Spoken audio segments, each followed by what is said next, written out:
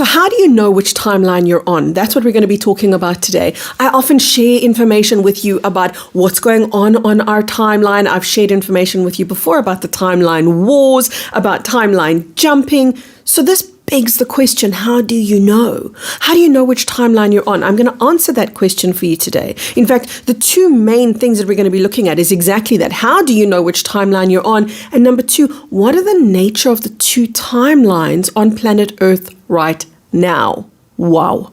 The current timeline that we're on, it's doing something that would never normally happen. And that is, it is hosting so many different frequencies, so many different worlds within one timeline. This normally doesn't happen.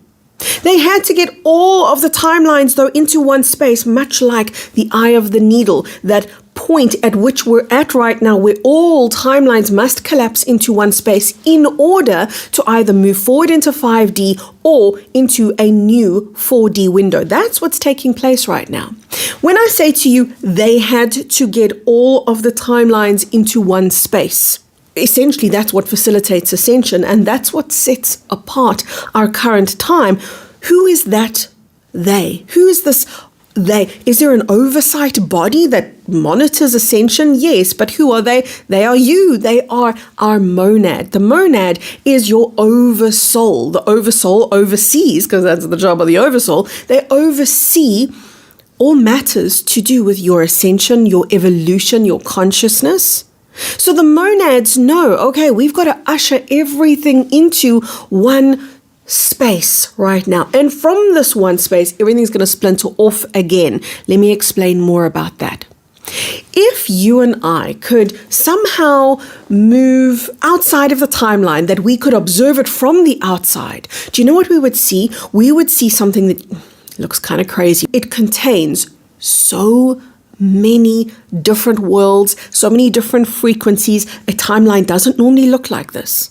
A timeline normally looks very calm, very stable, because it has so many similar frequencies upon it. Even if you were on a timeline and there was somebody on that timeline that was very opposite to you, opposite in their viewpoints, opposite in their perspectives, opposite in their nature, you would still have enough in common to easily populate the same timeline. Right now, even if somebody's opposite to you, they are so opposite that there is no ability to relate to them. There is so much distance between you and the polar opposite of you that these create these anomalous, divergent experiences within a timeline, and then that timeline almost battles to contain all this information. It battles to host because it's not designed really to do this. It can certainly do it temporarily, which is what this is. This is a temporary holding space. The timeline we're in is a temporary holding space where all of these divergent timelines are coinciding. Imagine if we could see. Imagine if we zoomed out and we could see the timeline from the outside. What would it look like? Pulsing, breathing. You might even say to me, ooh, it looks kind of like something's about to pop. It looks kind of like something's about to blow, because it is, and that would be true. So it's packed to capacity. So much so that it's doing this and it looks like something wants to pop right out of it. That's what the timeline looks like right now. Remember, timelines normally have more similar frequencies. This one hosts so many different worlds, so many different frequencies, that it's almost like there's this jostling for space, vying for space, and there's this bumping up against each other because the divergent viewpoints are so many. Now, at the point of ascension, there's going to be one timeline that splinters off of the current one. That's why I talk about two timelines. There's one timeline right now, but there's a stream within the current timeline that is about to splinter off. And when I say about to splinter off, at the ascension point. When is the ascension point? If you're asking that question, watch my playlist on ascension. I go through it multiple times. We're not going to know. We're not supposed to know. What is ascension? Again, watch that playlist for more information. The simplest definition of what ascension is, it's the great solar flash. It is a cosmic dance. that enables the phase shift of the body, the phase shift that the body is designed to undergo. It is the cosmic dance. It is the ignition of a great flash of light that comes from the universal sun through to the galactic sun, through to our solar sun, through to our planet, through to our bodies. A communication, a great cosmic communication is had at that ascension point, and it simply says, it's time. We're done. We're done playing this game where the rules of the false matrix dominate. See, what we're doing in this ascension window is unlike any previous ascension. This is so vastly different from what we've done before. What we've done before looks very tame, looks very mild. This does not. And part of the reason why is because this does not just affect us here on planet Earth.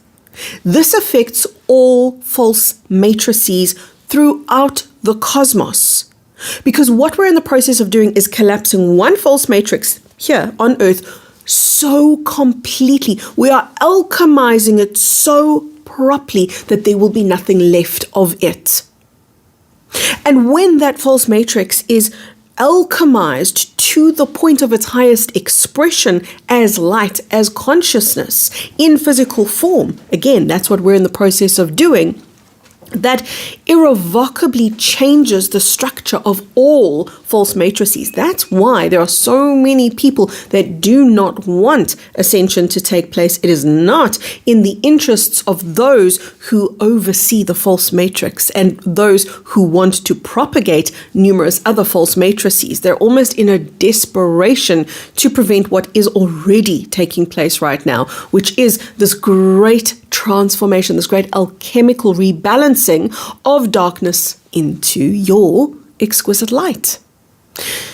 That timeline that veers off at the point of ascension is populated by people who are saying, look, I'm pretty much done, but not ready. I'm done, but not ready to go into 5D, not ready for life at the higher level. I still have things to do. And do you know what? For an infinite being, we don't have a bus to catch.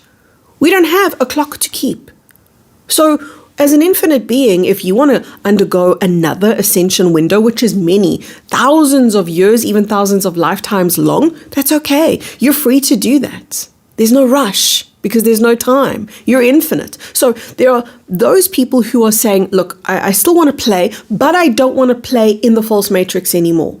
So these are the people veering off. They veer off at the point of ascension. They go into a new life and they go in to kind of learn, but in an easier way, without the amnesia, without the forgetfulness that we've experienced here on this planet, without the coercion, much more freedom. So it's going to be an easier ride, basically, for those who are moving off into the new 4D world. When they do, no, they don't keep the same body, the same name. It's just like when you arrived at this planet. You didn't keep the body you had before this one or the name before this one. Totally new life. Exactly that is going to happen for that splinter group. Now let's talk about the primary timeline. That's the one that we're on right now. That's the one that's doing this, that looks like it's about to blow. Okay.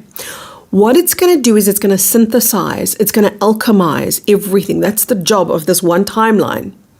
And those who are running the timeline are those who are of the highest frequency, the highest bandwidth. That's why you guys are called front runners. That's why you're called way showers, light bearers, because it's the nature of light. See, the nature of darkness is that it has no real influence. The nature of light is that it has a massive ripple, a massive effect. That's why those who steer the timeline are those, there can be very few, but they are the people who hold the highest frequency. The rest of the timeline tends to march along with that high frequency. The high frequency sets the tone. And the tone has been set, and it says we're ascending into 5D. So everybody hold on to your hat. The job of the timeline and those leading the timeline is to bring everything into balance within themselves. You can only balance your own life. But the point of that balance is going to be so heightened. The point of the enlightenment, of the harmony, of the infinite nature of you and your ability to realign with it, the point, the degree of that is going to be so beyond 5D. So yes, there are people that are leading the timeline right now who are already in 5D, who will, at that point of ascension, quite easily move into 7D, for example.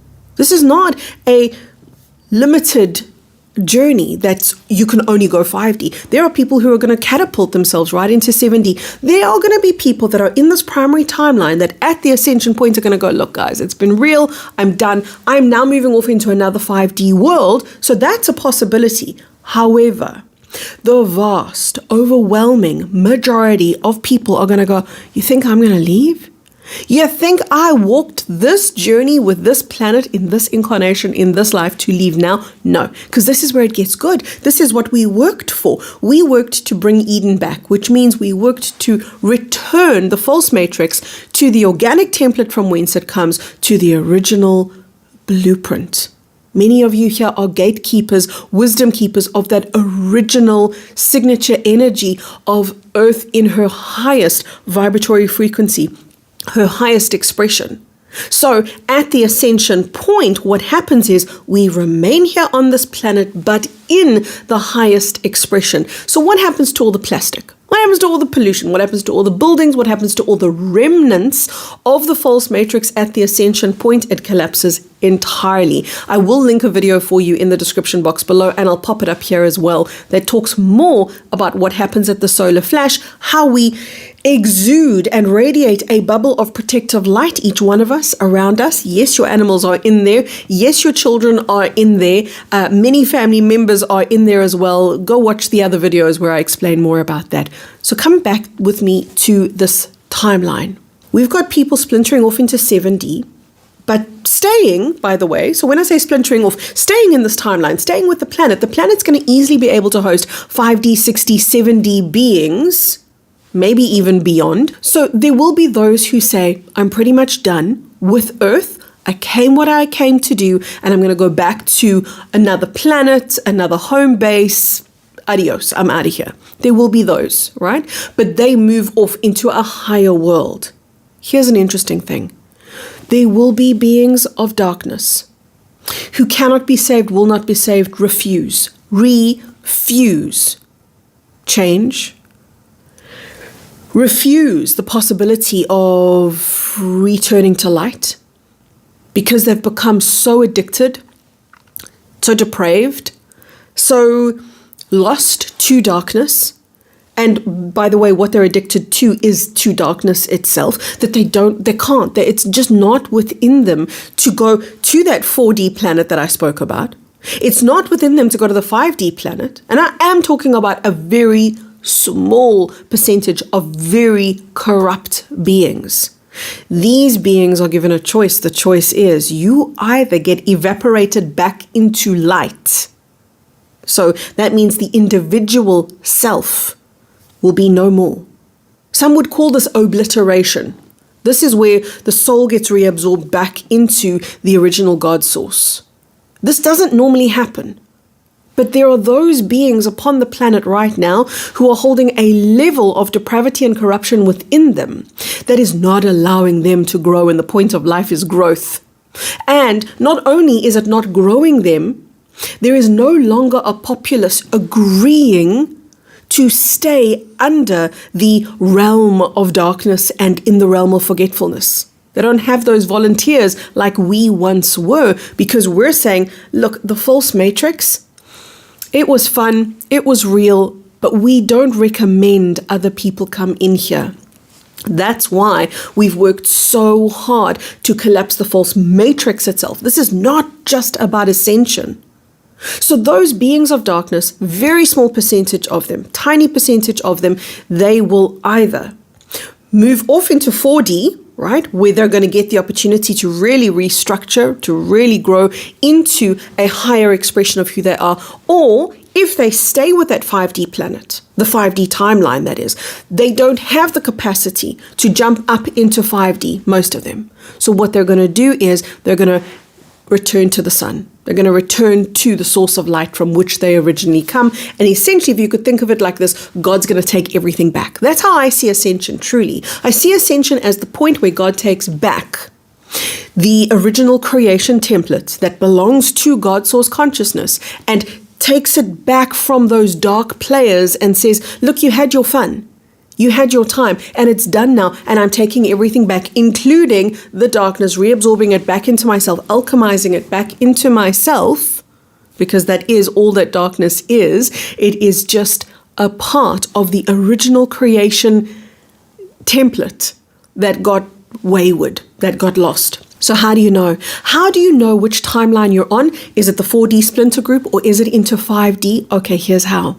The 4D splinter group, those people already know inside themselves that they're not going to 5D. They already know it because they're walking around going, done. Don't want to be here. I am not interested in growth. These are the kinds of thoughts that they have and the kind of things that they'll say.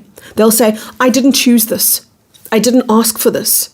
Other people are responsible for my journey in the false matrix. Other people are accountable. Other people are to blame. I won't take responsibility for them. Screw them, basically. They stuffed up. They messed up my life, and I'm not going to do anything about it. I'm going to wait for God to come and fix this. I'm going to wait for someone to come and fetch me because I'm stuck and I can go no further. So what that is blame, self-pity, victimhood, refusal of responsibility. That is a stubborn refusal to grow. Those people, those are the ones that are going to populate that 4D timeline purely because they've gone as far as they can right now. And they're going to move off into another growth opportunity. And that's why I said to you, it's going to be elevated. It's going to be easier. It's not going to be as hard as this. They're the ones who are going, this was too hard. I didn't sign up for this. This was beyond what I asked for. This was beyond what I could do. One of the telltale signs, though, is blame of others. And they get very righteous and indignant about who's to blame, who is wrong, almost as if they can't move on until the wrongdoers are punished. What they don't realize is that they're holding themselves back. What they don't realize is that they're preventing their growth. They're, in essence, punishing themselves. And that's, again, this is okay. This is not a wrong choice and a right choice. Let's just say I move off into 5D. And how do you know you're going to do that, by the way? That's also a valuable question. How do you know? Well, you're not making excuses in your life. Instead, what you do is you're taking strides to learn more, grow more, be more. You want. There's a desire. Even if you say, I don't know how to grow, I want to grow. There you go. That's it. Your fate is sealed. That is you entering into 5D. There's a lot of people right now. I see their innocence. I see their sheer desire. They're saying, I just want more. I just want evolution. I just want healing. And I know that so many of them feel lost, and so many of you guys tell me you feel stuck. You don't know which way to go. I have an online community, and the reason I made it is for you. The online community is a weekly coaching call into your divinity. So for those of you who are saying, I need support in my growth, hello, it's available. Go to my website, kerrykay.com, join the Plasma Light Tribe. For those people who are saying, I don't know how to move forward, but I want to, you're going to do it. One way or the other, you're going to move into 5D because the desire for growth is there. If you're capable of taking responsibility, if you're able to differentiate between blame and responsibility and see that blame, whether it's self-blame or blame of another, is getting lost in punishment, which has got nothing to do with resolution and power, because responsibility is a one-way ticket into your power. So those people who are moving off into 5D, they're pretty easy to spot. They're pretty easy to see. Something in them holds a level of purity. Those people who are moving off into 4D, what they all have in common is a tremendous stubbornness and an idea that this is not mine to solve, this belongs to somebody else. So your life doesn't have to be perfect. Your life doesn't have to be glowing in divinity and perfection. You can say to me, I've got this issue, I've got that issue, but have you got the willingness and the desire to move into your divinity, even if that means letting go of things that you really loved, like control? Control was only ever a sense of stability and normalcy in a world of uncertainty and chaos and instability. That's all that control ever was. But it's a difficult illusion to let go of for a lot of people. The willingness to let go of that control, rather than your ability to have done it already, is what determines your trajectory into that higher dimensional outcome. All paths are collapsing into one space right now. It's okay that life looks chaotic. Only be in your world, not in everybody else's. And it's easy to get in everybody else's business right now because everybody else is trying to get into your business right now. Allow yourself to keep coming back home to you. This is what's important. Your world is what's important. Don't dilute your power by making your life about others. So some of the common questions I get asked is, what's going to happen when somebody moves off into 4D? Let's just say we've got friends, family, loved ones, they move off into 4D, you move off into 5D. People often ask, will I be able to speak to them? No, because you're literally living on a different planet. Those people who have moved off into 4D have moved off into another life. You can't, free will, right? You can't go and wake them up before they are ready to wake themselves up. When they come into 5D, then you'll chat again, then you'll remember each other again. And it's not that you'll lose them, it's that you'll know, oh, right, they just took a detour and I'll catch them at the next stop. We'll meet up again. From my heart all the way into yours. So much love, everyone.